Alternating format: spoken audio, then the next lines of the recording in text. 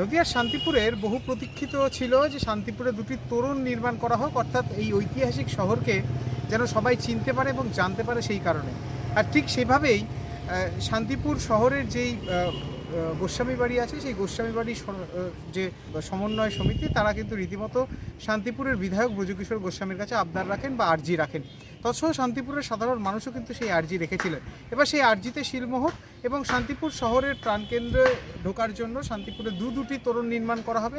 ইতিমধ্যে প্রায় 11.5 লক্ষ টাকা ব্যয় করে বিধায়কের যে উন্নয়ন তহবিল, সেখান থেকে সেই 11.5 লক্ষ টাকা ব্যয় করে প্রথম তোরণের নির্মাণ কাজ শুরু হলো আজ থেকে।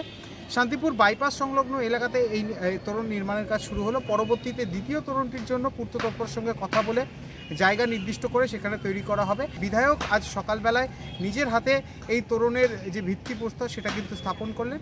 একটা দিকের কাজ শুরু হলো, আর একটা দিক অর্থাৎ ফুলিয়ার দিকের কাজটি আশা করছি রাস উৎসবের পরে আমরা শুরু করতে পারব। শ্রীধাম শান্তিপুর যেরকমভাবে করলে প্রবেশদ্বার যেভাবে আপনারা দেখেছেন বড় বড় শহরগুলিতে বা তীর্থক্ষেত্রগুলিতে, সেই রকম সেখান ব্যয় বরাদ্দ আর কতদিন মোটামুটি প্রায় 12 লক্ষ টাকা প্রায় বরাদ্দ করে এটি করা হচ্ছে।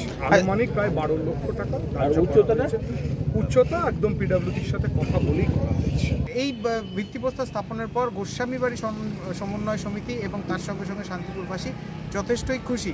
আর এখন এই তোরণ নির্মাণের জন্য শুধু প্রহর গোনা শুরু, এবং আশা করা যাচ্ছে দ্বিতীয় যে তোরণটি সেটি কিন্তু রাসযাত্রার আগে বা পরে নির্মাণ করা হবে।